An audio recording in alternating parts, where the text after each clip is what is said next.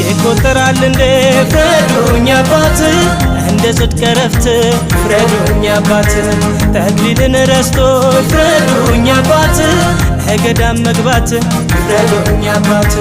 መመንንሽ ምነው ከፍቅሬ ሽሽት ማናለኝ ብለሽ ነው እስቲ በኔ ሞት ባይተዋራ ታገኝ አንቺ ስጠብቅ ዓለሜ ነይልኝ እንዳልሳቀቅ ጎረቤትም የለኝ ዘመድም አላውቅ ከየትኛው ደብር ልምጣ ልጠይቅ ጎረቤትም የለኝ ዘመድም አላውቅ ከየትኛው ደብር ልምጣ ልጠይቅ ገዳሙ